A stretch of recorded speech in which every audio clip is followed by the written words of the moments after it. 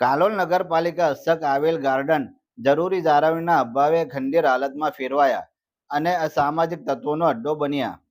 તેવામાં ગાર્ડનમાં સાફ સફાઈ કરવામાં આવે તેવી માંગ ઉઠવા પામી છે. પંચમહાલના કાલોલ નગરપાલિકા હસ્તક આવેલ બે ઉદ્યાન કેન્દ્ર જરૂરી જાળવણી અને નિભાવના અભાવે ખંડેર હાલતમાં ફેરવાયા છે.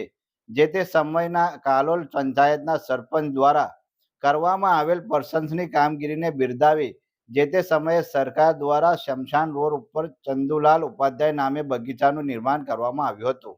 પરંતુ જરૂરી જાળવણીના અભાવે બગીચામાં અસહજ ગંદકી જોવા મળી રહી છે. બાળકો માટે રમવાના સાધનો તેમજ બેસવા માટેના બેન્ચીસ તૂટેલી હાલતમાં જોવા મળી રહ્યા છે. બગીચામાં ઠેર ઠેર દારૂની ખાલી બોટલ, બિયર ટીન જોવા મળી રહ્યા છે. ચંદુલાલ ઉપાધ્યાય ઉદ્યાન એક રીતે અસામાજિક તત્વોનો અડ્ડો બનવા પામ્યો છે. આ તરફ વડોદરા હાઈવે અરીને ગાયત્રી મંદિર નજીક આવેલ બગીચામાં પણ અસહ્ય ગંદકી તૂટેલી ગયેલા 20 ફૂલ નજરે પડી રહ્યા છે. પાછલા ઘણા વર્ષોથી બગીચાઓની સાર સંભાળ રાખવામાં ન આવતા આ બંને બગીચા નર્સરી પાર્કમાં ફેરવાયા છે. અહીંયા અસામાજિક તત્વો પોતાનો અડ્ડો જમાવી બેઠા છે. તેવામાં જાહેર ઉદ્યાન કેન્દ્ર અસામાજિક તત્વોથી મુક્ત કરાવી બગીચાની સાફ સફાઈ તેમજ બાળકો માટેના સાધનો મૂકવામાં આવે તેવી માંગ ઉઠવા પામી છે.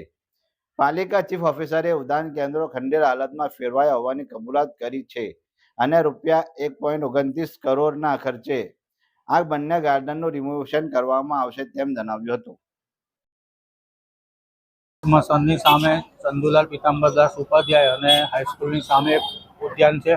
બંનેની હાલત ખૂબ જ જર્જરિત અને દયનીય છે. ખાસ કરીને સ્મશાનની સામે જે ચંદુલાલ ઉપાધ્યાય ઉદ્યાન છે તેની યોગ્ય રીતે માવજત કરવામાં આવે અને નવી બોડી એ બાબતે ખાસ ધ્યાન આપી અને એને પુનર્જીવિત કરે એવી સમગ્ર નગરજનોની માંગણી છે.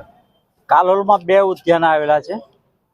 એક ચંપી ઉપાધ્યાય ઉદ્યાન અને એક નગરપાલિકાનું બીજું ઉદ્યાન છે. દયનીય સ્થિતિમાં છે. કોઈ ઉદ્યાન ચંપી ઉપાધ્યાય ઉદ્યાનનો તો કોઈ અતોપતો જેવું જ નથી, અસ્તવ્યસ્ત છે. ત્યાં ગેરકાયદેસર કામ થઈ રહ્યા છે. અસામાજિક તત્વોનો અડ્ડો બની ગયો છે. સારું ઉદ્યાન બને, લોકોને ફરવાનું, બાળકોને રમવાનું જગ્યા મળે, એ થાય તો સારું રહે. હાલ કાલોલ નગરપાલિકા વિસ્તારમાં બે ગાર્ડન આવેલા છે. એક ચંપી ઉપાધ્યાય ગાર્ડન અને એક ગાયત્રી મંદિરની બાજુવાળું ગાર્ડન, જેની પરિસ્થિતિ હાલ બિસ્માર અવસ્થામાં છે. જેનું આગળનું રિનોવેશનનું કામ આપણે સ્વર્ણિમ જયંતિ મુખ્યમંત્રી શહેરી વિકાસ યોજના વર્ષ 2024-25ની ગ્રાન્ટ હેઠળ લીધેલ છે. નું કામ અંદાજિત 1.29 લાખ જેટલી અમાઉન્ટનું છે અને એની ટેન્ડર પ્રક્રિયા પૂર્ણ થયેલ છે, પણ ઇલેક્શનના કારણે હાલ વર્ક ઓર્ડર આપી શકાયો નથી.